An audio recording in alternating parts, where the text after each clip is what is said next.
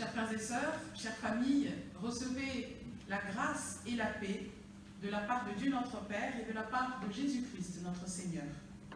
Je vous dis bienvenue au culte de la rentrée.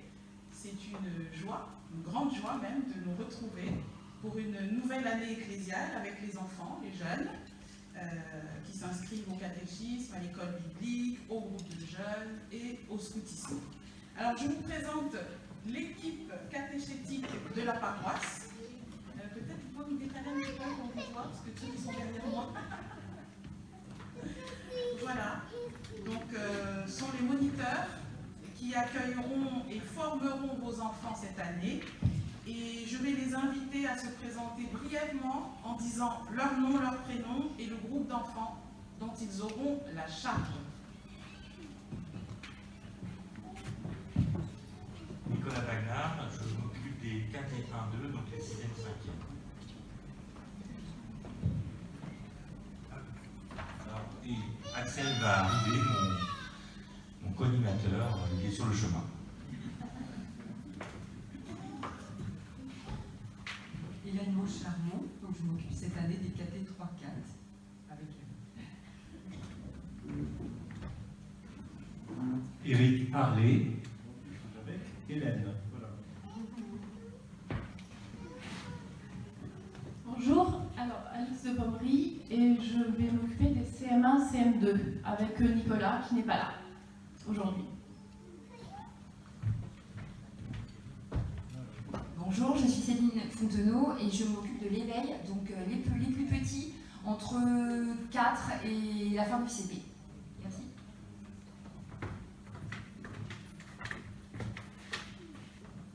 Bonjour, et je suis Jenny Correa. Antoine Marcorel, et nous on fait le groupe des CE1, CE2.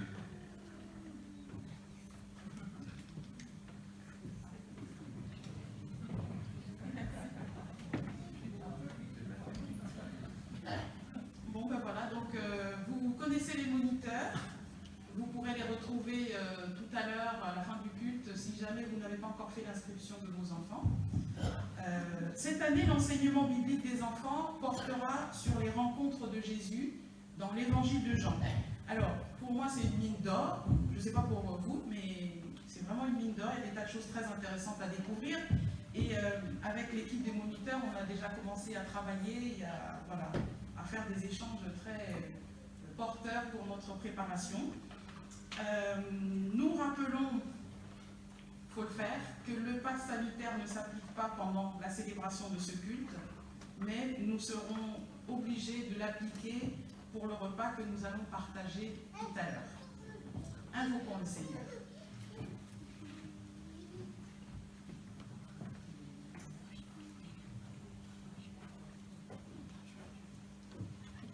Oui, on m'a rappelé qu'on a notre formatrice de catéchète qui n'est pas là, mais qui nous donne vraiment un grand coup de main pour la préparation des séances. C'est Mélanie Villard, qui est aussi vice-présidente du conseil présidentiel. Nous prions. Seigneur notre Dieu, tu es un guide parfait qui sait conduire son peuple et ta parole est sûre. Tu es le Dieu qui protège ses enfants comme un bouclier et tous ceux qui s'abritent en toi sont en sécurité. Viens maintenant nous rencontrer au cours de ce culte et nous donner ton Saint-Esprit. À toi, notre Dieu, qui est assis sur le trône du ciel, et à ton Fils Jésus-Christ, reviennent la louange et l'honneur, la gloire et la souveraineté pour les siècles des siècles. Amen.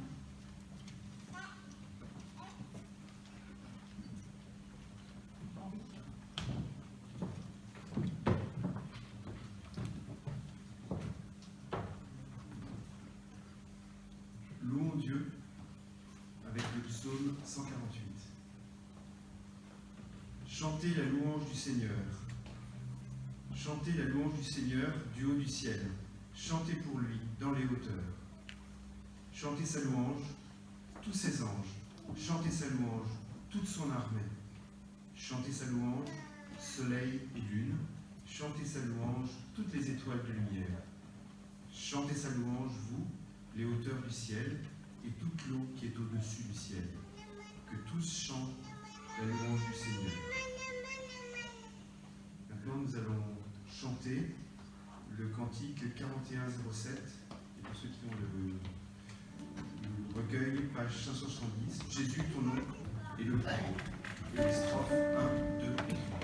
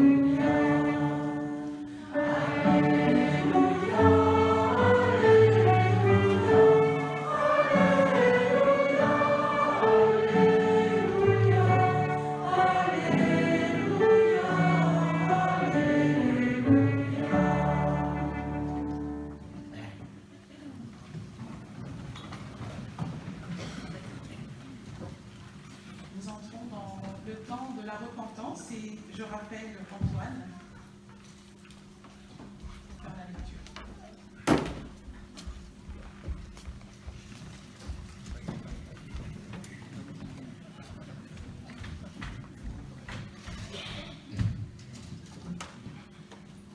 Au commencement, c'est dans l'Évangile selon Jean. Au commencement était la parole. La parole était avec Dieu. La parole était Dieu. En elle se trouve la vie. Et la vie est la lumière des hommes. La lumière brille dans les ténèbres. Et les ténèbres ne l'ont pas reçue. La parole a été faite chair. Elle a habité parmi nous, pleine de grâce et de vérité. Je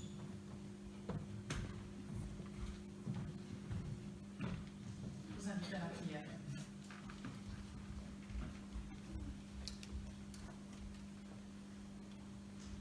Seigneur notre Dieu, en Jésus-Christ, tu es grâce et vérité au milieu de nous. Et nous préférons le calcul et le mensonge. En Jésus-Christ, tu es vie et lumière au milieu de nous. Et nous vivons dans les ténèbres et l'obscurité. En Jésus-Christ, tu es parole au milieu de nous. Et nous nous complaisons dans le bruit et l'agitation. Pardonne-nous. Ouvre nos yeux et nous verrons ta parole, malgré les ténèbres de notre monde. Ouvre nos lèvres et nous dirons ta parole, malgré nos peurs et nos obscurités. Ouvre nos oreilles et nous entendrons ta parole, malgré le tumulte de nos journées. Ouvre notre vie et nous accueillerons ta parole, malgré la fragilité de notre foi. Ouvre notre cœur et nous vivrons ta parole, malgré l'aridité de nos combats. Amen. Et nous restons assis pour chanter le psaume 25. À toi, mon Dieu, mon cœur monte, nous chantons la 3e strophe.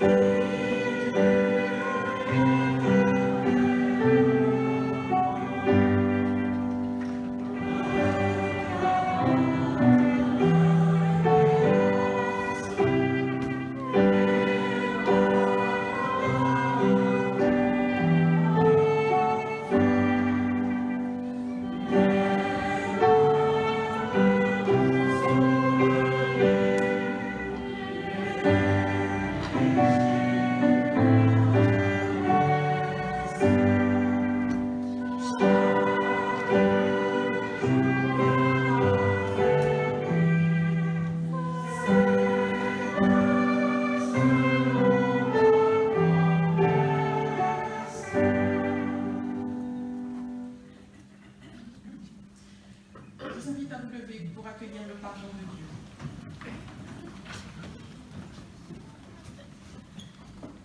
Il y a de la joie dans le ciel pour un seul pécheur qui se convertit, plus que pour 99 justes qui n'ont pas besoin de conversion. Que le Dieu Tout-Puissant vous fasse miséricorde et qu'après avoir accordé le pardon des péchés, il vous conduise à la vie éternelle. Dans le deuxième livre des rois, il y a un roi d'Israël qui aimait beaucoup le Seigneur, c'est le roi Ézéchias.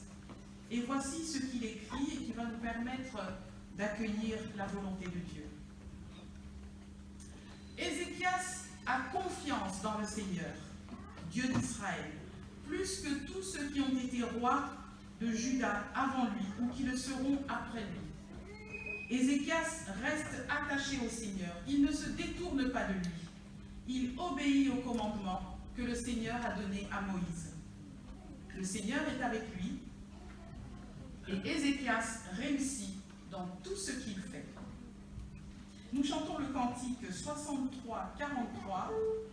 Bienheureux est celui dont le péché est remis.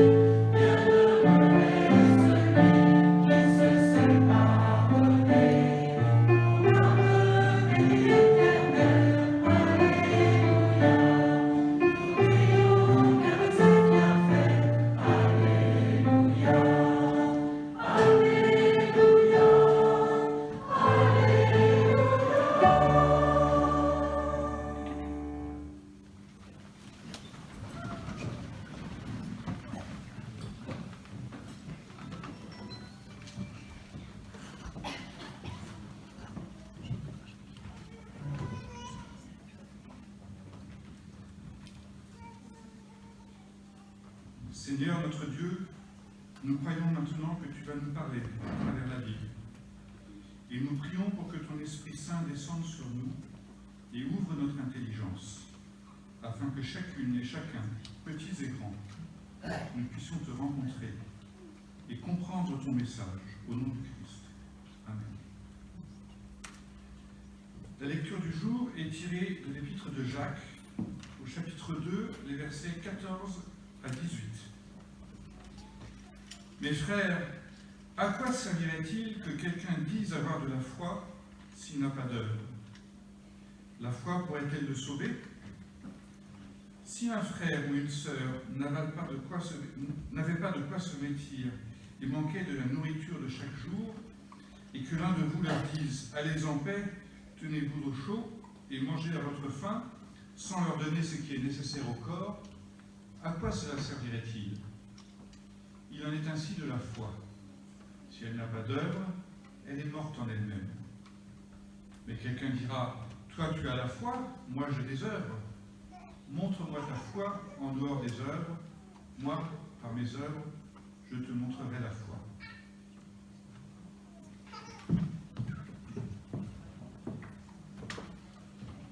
Chantons le cantique 44-13, Mon Dieu par ta lumière, les strophes 1, 2 et 3. Je vous invite à vous lever.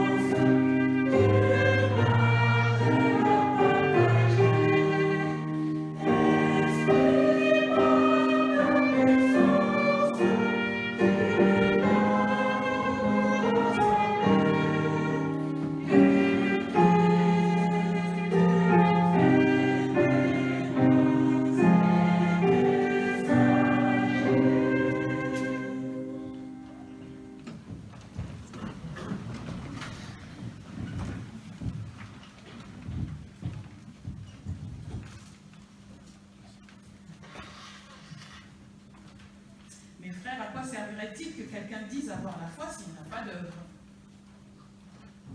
Croire en Dieu, avoir la foi, qu'est-ce que ça signifie? Qu'est-ce que ça implique?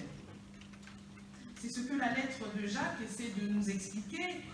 Et je pense que pour un culte de rentrée, ça fait du bien de se rafraîchir la mémoire, de se remotiver dans nos engagements de foi, nos engagements chrétiens. Avoir la foi en Dieu, c'est faire confiance à Dieu et lui obéir. La confiance, c'est très important, c'est essentiel. Dans la vie, si on n'a pas confiance, rien ne marche. Vous voyez, on avait proposé l'idée de faire des jeux sur la confiance. Alors, je ne sais pas si vous avez déjà fait ça dans votre travail ou ailleurs, quand vous entrez sur un nouveau poste, on vous fait faire ce qu'on appelle les jeux de la confiance. Et voilà, ça permet de souder des équipes, enfin bon. En tout cas, ce sont des jeux qui permettent de comprendre que quand on a confiance, il se passe quelque chose, on fait quelque chose. Mais quand on n'a pas confiance, il ne se passe rien. Le jeu est bloqué, tout est paralysé. Si on vous dit jouez à la quille qui va tomber comme ça et que les autres le rattrapent, si vous n'avez pas confiance, jamais vous allez vous jeter. Hein. Vous êtes d'accord? Je le dis parce que ça m'est arrivé en fait. On m'a dit mais vas-y, tombe. Je mettais un pied comme ça pour... Vous voyez, hein, voilà. Quand il n'y a pas de confiance, il ne se passe rien. C'est la confiance qui fait marcher les relations même, à la maison, au travail, à l'école, au lycée, à l'université. Les gens peuvent accomplir des choses extraordinaires quand on leur fait confiance. Et Jacques, dans sa lettre, démontre le lien entre, je crois en tout cas, le lien entre la confiance, la foi et l'action. Il dit, ça n'a pas de sens de parler de foi sans action. Ça n'a pas de sens de dire qu'on a confiance en Dieu sur la base de rien. On ne fait pas confiance à quelqu'un dans le vide, en fait. On fait toujours confiance à quelqu'un par rapport à quelque chose, une action concrète, par rapport à un objectif ou un résultat qui repose sur une action, une œuvre, un accomplissement concret. Quand on a confiance en quelqu'un, on écoute ce qu'il nous dit. On agit en croyant que ce que cette personne nous a dit, c'est fiable. C'est ce qui est bon pour nous. Un enfant qui a confiance en ses parents, il fait ce que ses parents lui disent. Et son obéissance montre qu'il a confiance en ses parents. Et dans la vie chrétienne, je crois que c'est pareil. Si nous croyons en Dieu, si nous avons confiance en lui, nous faisons ce qu'il dit. Nous agissons conformément à sa parole. Nos actes de tous les jours montrent que nous croyons en Dieu et que nous lui faisons confiance en toutes choses. La confiance, c'est quelque chose qui se voit dans nos actes, dans nos initiatives, dans les engagements que nous prenons. Donc, Jacques essaie de dire dans sa lettre, il essaie de faire comprendre aux chrétiens que ça n'a pas de sens de dire « j'ai la foi, j'ai confiance en Dieu », mais les actes ne suivent pas. Ça n'a pas de sens de penser que, comme on a dit qu'on croit en Dieu et qu'on a confiance en lui, notre déclaration va nous sauver. Bon, d'abord, ce n'est pas ce que nous déclarons qui nous sauve, et ce ne sont même pas nos actes, même pas nos œuvres qui nous sauvent, c'est la grâce de Dieu qui nous sauve, mais ce qui va prouver que nous avons confiance en Dieu, c'est ce que nous faisons. En gros, Jacques dit, ce n'est pas la peine de se la raconter, agissons en hommes et femmes de foi. La foi, c'est avoir confiance en Dieu et se laisser conduire par lui dans tout ce que nous faisons, et pas simplement dans les affaires de l'Église, dans nos projets, dans notre travail, dans nos études, dans nos relations avec les autres. Se laisser conduire par la parole de Dieu. Et on n'a pas peur. On a confiance parce qu'on sait que Dieu nous aime et ce qu'il nous demande de faire est bon pour nous et pour le monde. Alors vous connaissez le cantique 45-21 qui dit trouver dans ma vie ta présence, tenir une lampe allumée. Vous connaissez la suite?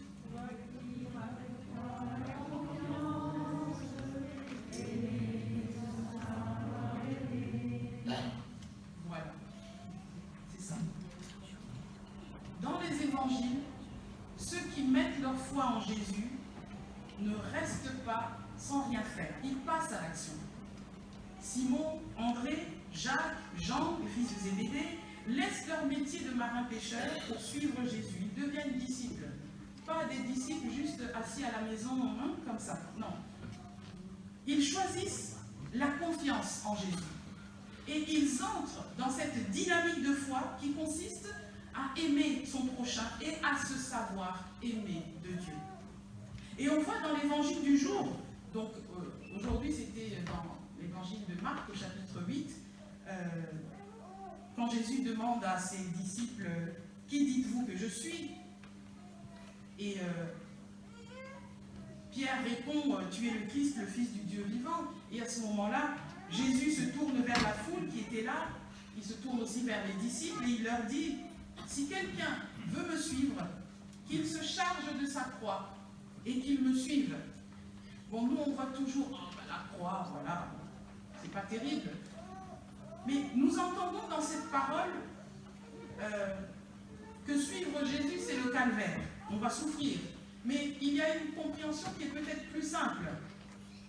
Se charger de sa croix, ça peut être compris dans le sens de mettre la main à la pâte et prendre ses responsabilités en tant que chrétien, s'engager à agir de manière concrète avec Jésus pour vivre vraiment l'amour qu'il a enseigné et de cette manière montrer qu'on ne se dit pas chrétien juste avec des mots. Être chrétien, c'est une réalité concrète. Ce ne sont pas que des belles paroles, dit la lettre de Jacques. On est chrétien par notre vie, par nos engagements, par les actions que Dieu nous donne la force de mener. Alors cette année, avec les enfants, nous allons voir les rencontres de Jésus, comme je vous le disais tout à l'heure, dans l'évangile de Jean. Et pour ceux qui ont déjà eu l'occasion de lire l'évangile de Jean, ou qui vont le découvrir, on va se rendre compte que Jésus lui-même se présente comme l'envoyé de Dieu qui agit. Et il agit dans l'obéissance et la fidélité à Dieu. Et il dit à ses disciples, « Celui qui croit en moi fera aussi les œuvres que je fais, et il en fera de plus grandes. » Donc l'action, même pour le Christ lui-même, elle est indissociable de la foi. L'évangile de Jean est le seul où Jésus dit « Aimez-vous les uns les autres, alors tout le monde saura que vous êtes mes disciples. » C'est-à-dire, vivez l'amour que je vous ai enseigné. Ne vous contentez pas d'en faire une grande théorie ou un grand principe qui ne sert à rien. Vivez-le, ce principe.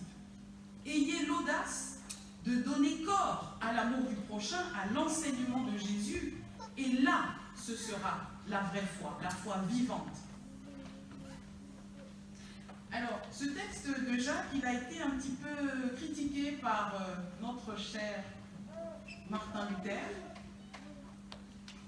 qui disait que la lettre de Jacques était une épître de paille, une lettre dans laquelle l'annonce de la bonne nouvelle ne pesait pas très lourd. Pour Luther, la lettre de Jacques ne parle pas assez de Jésus et son contenu disait le contraire de ce que l'apôtre Paul écrivait dans ses lettres. En effet, Paul était le défenseur du salut par grâce et non par les œuvres. Et Jacques, d'après Luther, Jacques a voulu montrer que l'homme est justifié par ses œuvres. Mais en fait, les théologiens ont fini par démontrer que ce n'était pas le cas. Ce n'est pas ce que Jacques dit. La lettre de Jacques nous donne une belle exhortation qui pourrait porter nos prières, nos engagements chrétiens, en particulier dans cette période de la rentrée où nous avons besoin d'être encouragés, stimulés pour redémarrer en beauté, s'activer vaquer à des occupations qui mettent l'amour et la compassion au centre, comme Jésus le demandait, prendre soin de son prochain, aider ceux qui souffrent, ceux qui ont faim, ceux qui sont malades, se soucier réellement et concrètement des gens qui nous entourent. Voilà des œuvres de foi que le Seigneur aime et attend. Voilà le témoignage concret qui montre que nous croyons en Dieu et que l'Évangile pour nous, ce ne sont pas que des mots. La foi sans les œuvres est morte, dit Jacques, c'est-à-dire elle est inopérante, elle n'a aucune efficacité si nous n'agissons pas, elle ne sert à personne, elle est inutile. Bon, c'est un peu choquant de dire les choses comme ça, mais voilà.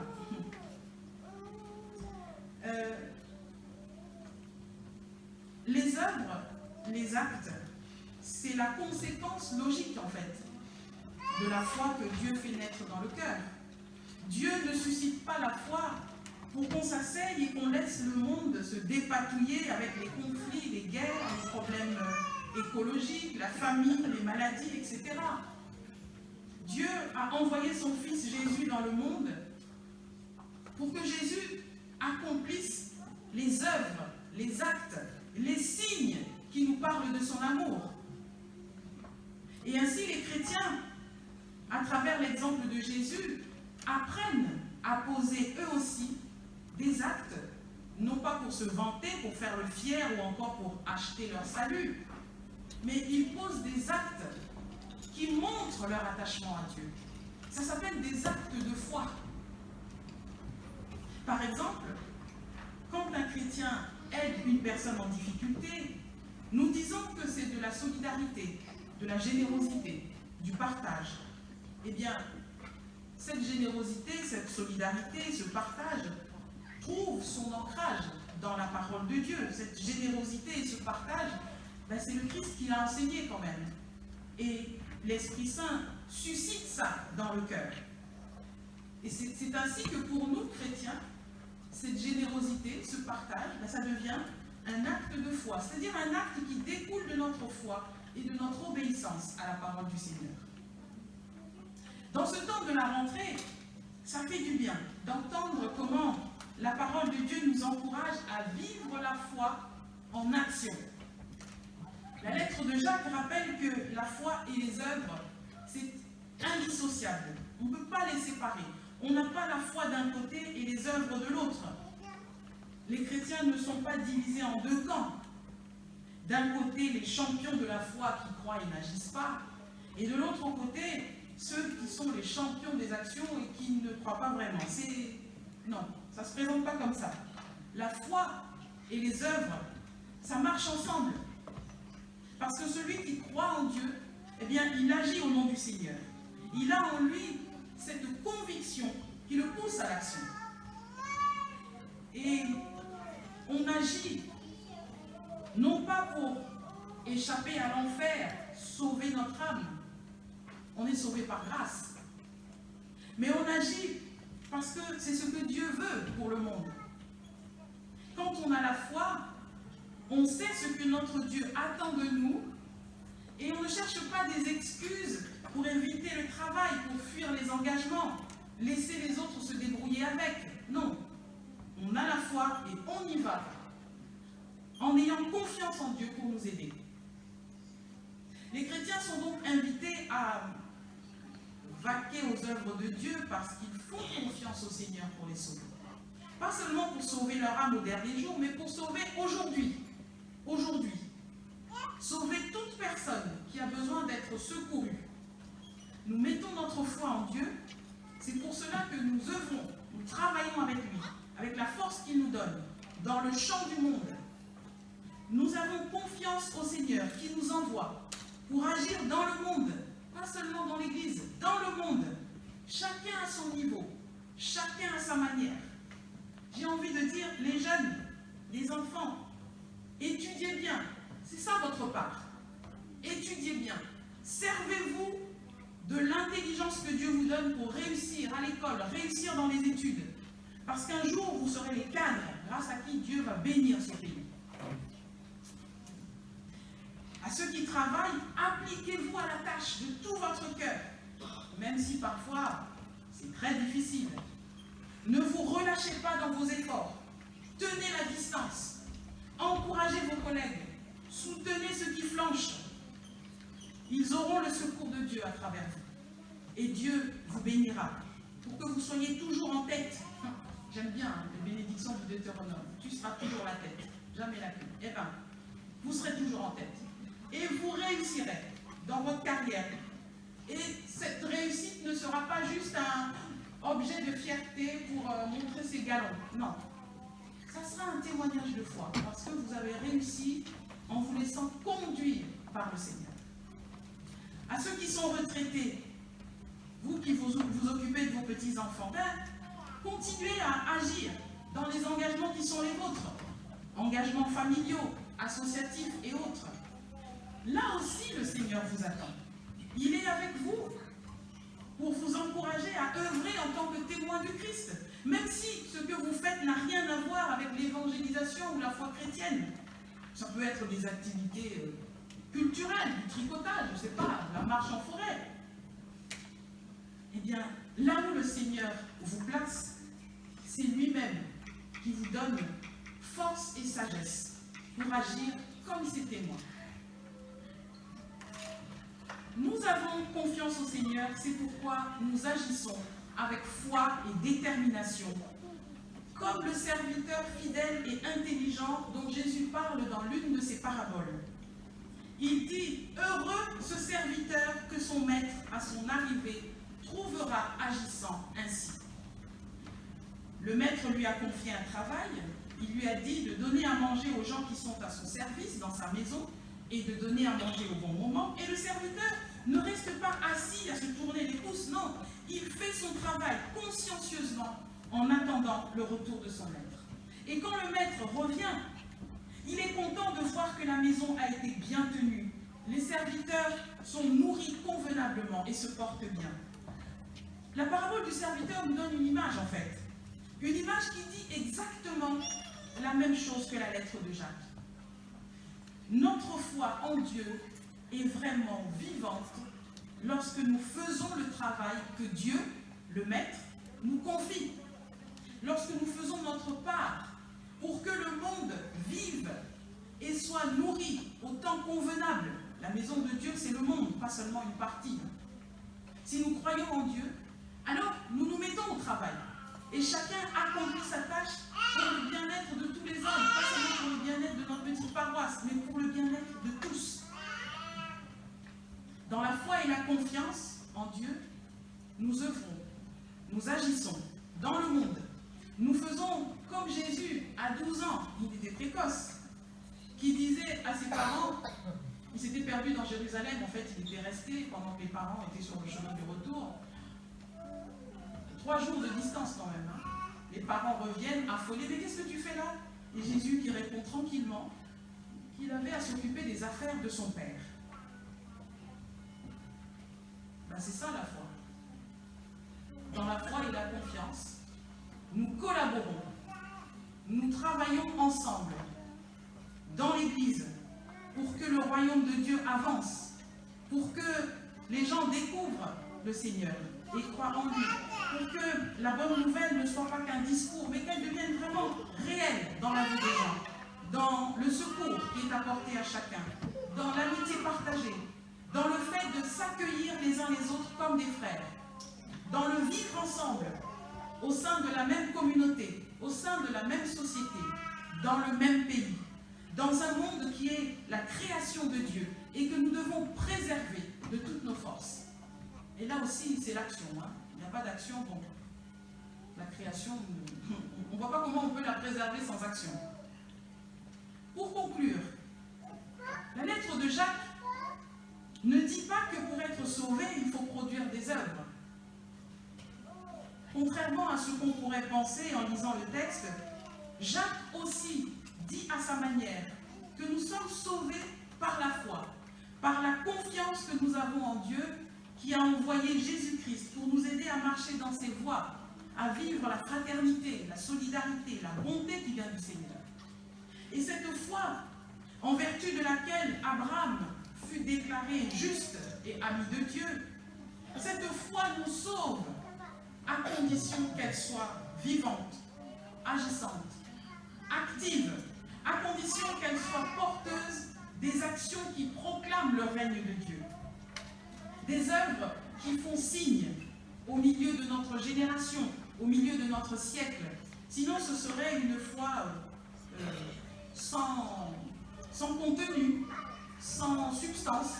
Je n'ai pas trouvé d'autre image pour vous l'expliquer. Ça serait une foi comme ça, vous voyez. Quand on avale des gélules, il y a une substance active dedans. Mais si vous enlevez la substance active, il n'y a rien qui soigne. Et donc, sans action, la foi est un petit peu comme la gélule qui n'a plus rien de substance active à l'intérieur. On peut avaler autant de gélules qu'on voudra, ça ne fera rien du tout.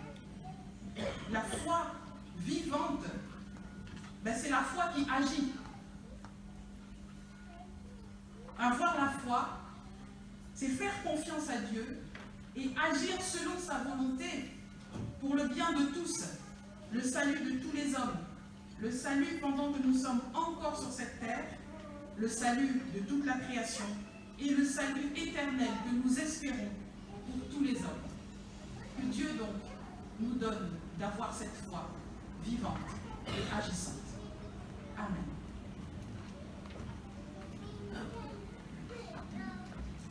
Nous allons chanter le cantique 31-30. Nous avons vu les pas de notre Dieu. Celui-là, je crois que les enfants le connaissent bien. La première et la deuxième strophe. Alors, on va la chanter dans la version arc-en-ciel. Le refrain est un petit peu différent, mais les paroles sont presque toutes les mêmes. Je vous invite à vous lever.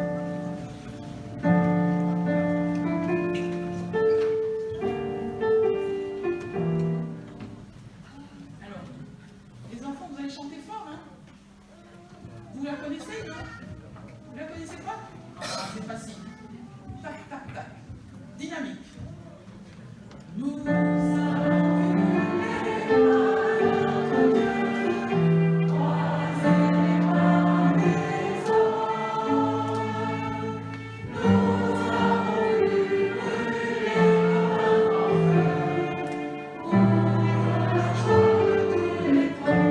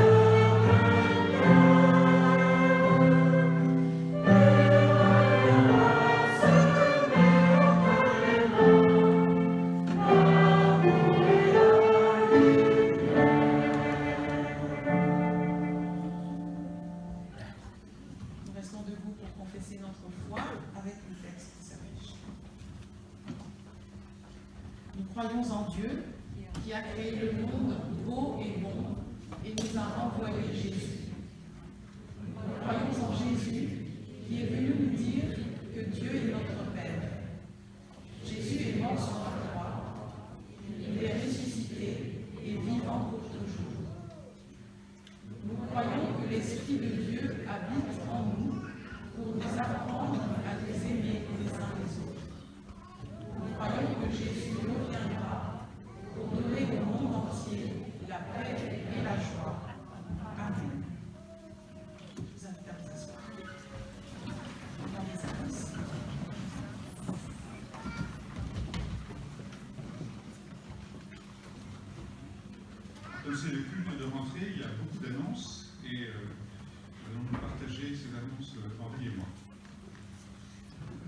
Alors, les différents groupes de lecture de Bible reprennent leur activité. Et donc, mercredi 15 septembre, il y a Bible et Amitié à 14h30 chez Catherine MacLeod. Oh, c'est au centre 8 ? Alors, correction, 14h30 au centre 8. Vendredi 17 septembre, groupe des jeunes à 20h chez Alban et Juliette Choupet, à Versailles Grand Siècle. Vendredi 17 septembre, c'est le groupe Bible After Work à 20h au centre 8, du fait partagé suivi d'un débat. Alors le week-end prochain, 18 et 19 septembre, ce seront les Journées du patrimoine. Les Journées du patrimoine, c'est l'occasion d'ouvrir le temple à tout le monde. C'est très intéressant parce que ce temple qui est toujours fermé suscite une certaine curiosité. Beaucoup de gens viennent le visiter et c'est l'occasion de partager avec ces personnes qui parfois ignorent tout le protestantisme et sont curieux de connaître le protestantisme. Donc ce sont des entretiens qui sont toujours très enrichissants et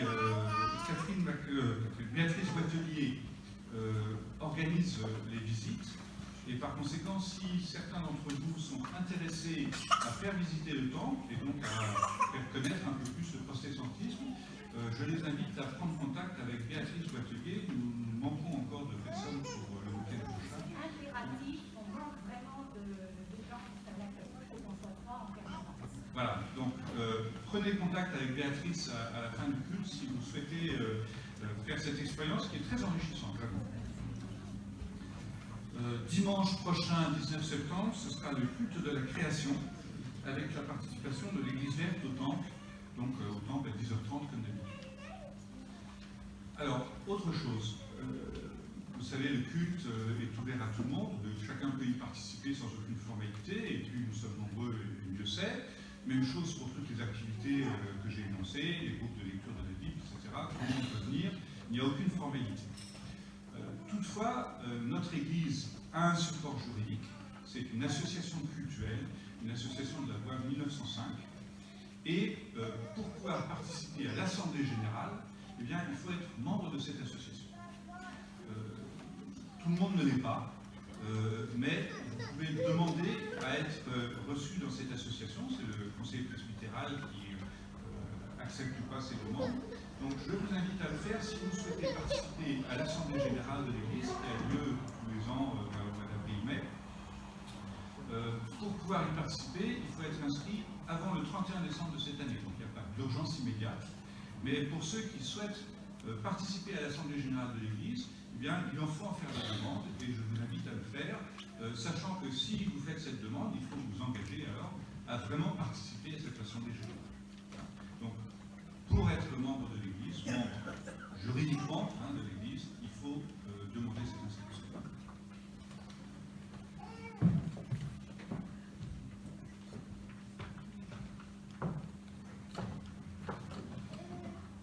La suite des nombreuses annonces. Donc, le pasteur Éric Georges est allé au culte de la paroisse de Saint-Cloud pour représenter le consistoire à l'occasion de l'installation du pasteur Emmanuel Rouanet, qui est le nouveau pasteur de la paroisse de Saint-Cloud. Est-ce que Isabelle Collet voudrait venir pour présenter le programme de l'église ?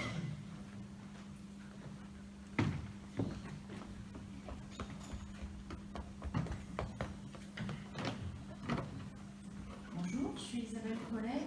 Avec Caroline Deschaux, nous animons le comptoir librairie. La fréquence avait été un peu bouleversée par la crise sanitaire. On va reprendre maintenant une fois par mois, en général quand il y a culte ici. On propose un choix de livres qui viennent de la librairie Jean Calvin à Paris ou de la Procure à Versailles. Et les bénéfices que nous obtenons grâce à ces ventes vont pour l'entraide. Et aussi, on a mis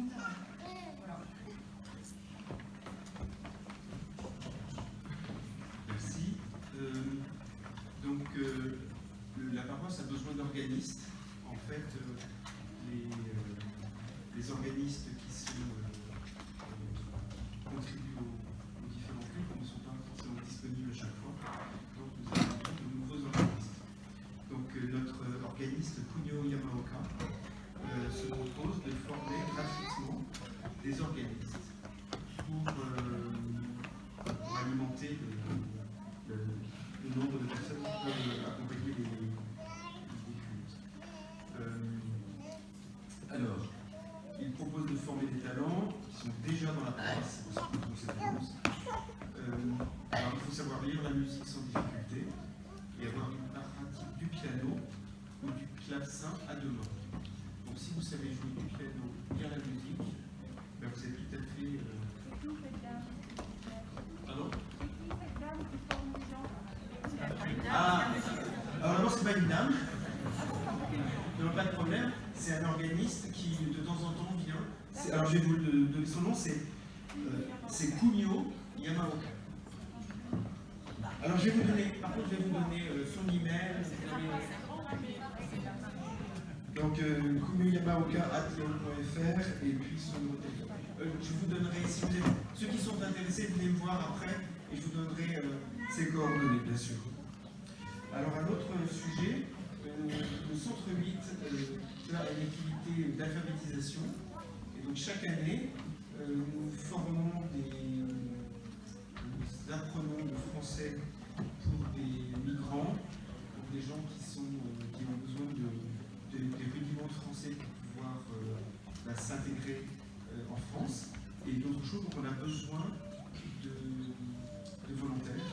Donc si vous êtes intéressés pour faire de l'alphabétisation ou faire du français pour langues étrangères, ben, n'hésitez pas à me contacter à la fin, je vous donnerai les éléments pour pouvoir le faire.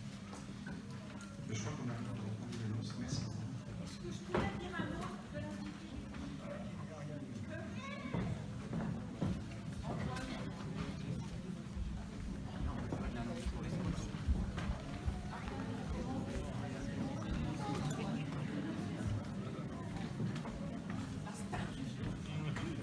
Bonjour, Ariane Public. Vous savez que depuis 20 ans, même plus de 20 ans ici, fonctionne l'Institut biblique de Versailles, qui est écuménique et qui propose chaque année des conférences sur la Bible. L'année dernière, ça a été évidemment très perturbé, c'était en Zoom, ce qui n'est pas idéal. Bon, nous allons reprendre pour cet hiver ici. Le thème, c'est un samedi matin par mois. J'ai mis plein de tracts sur le comptoir de librairie. Le thème pour cette année, c'est itinéraire de disciples. Donc là, on reste sur le Nouveau Testament, parce que souvent c'est sur le Nouveau Testament. Voilà, donc vous avez tous les renseignements sur la brochure. La première conférence est le 9 octobre avec Daniel Marguerat, qui vient de Lausanne et que beaucoup de la connaître. Voilà, venez nombreux. On est très nombreux.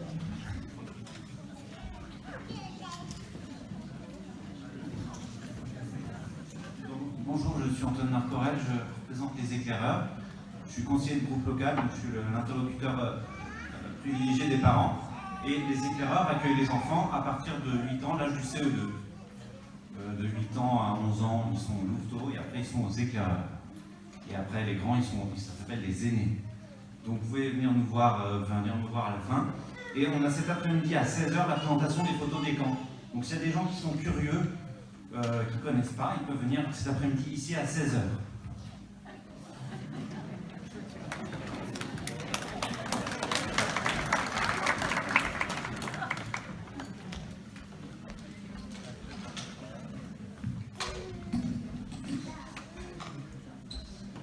Bonjour, je représente l'entraide, je suis Aude Gilbert. Une occasion s'offre à nous d'aider nos prochains.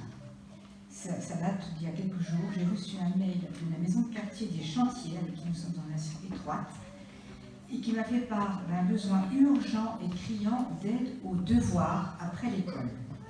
Pour les plus jeunes surtout, et d'ailleurs toutes les maisons de quartier font cette demande. Donc il y a surtout Chantier, Jussieu et Petit-Bois. C'est quand vous évitez, bien sûr. Cette demande est à notre porte. Donc si vous voulez en savoir plus, je suis à la porte et je peux vous orienter et vous donner les adresses nécessaires.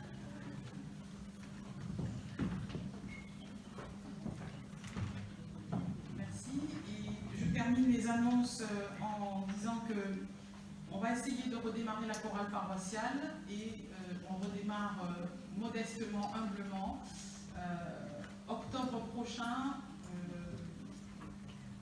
le deuxième dimanche du mois, donc on s'est calé sur le centre 8. parce que c'est plus simple pour nous de faire chanter et les adultes, éventuellement les enfants de l'école biblique éducatée. Donc, une fois par mois, après le culte, si vous aimez chanter, rejoignez-nous. Voilà. C'est le moment de l'offrande et je vais vous faire travailler aujourd'hui.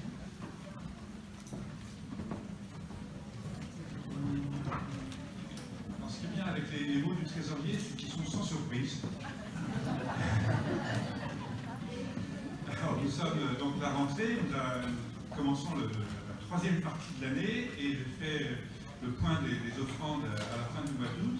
Nous avons à peu près atteint la moitié de l'objectif de l'année. L'objectif de l'année, il avait été fixé lors de notre assemblée générale de cette année.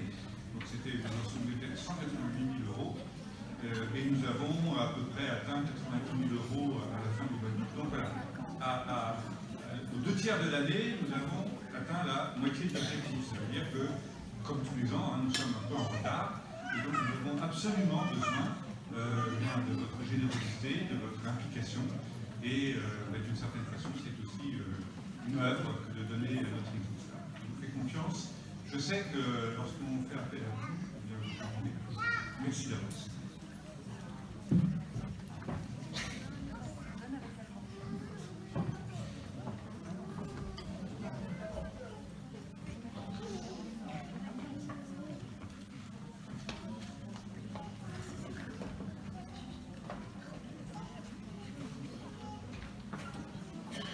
Prions pour l'offrande. Seigneur, nous t'offrons nos dons pour le service de ton Église. Merci de ce que tu nous bénis, pour que nous puissions participer à la vie de ton Église. Tu nous donnes ainsi les moyens d'agir selon ta volonté et de faire des actes de foi qui te font honneur. Béni sois-tu, Seigneur. Amen.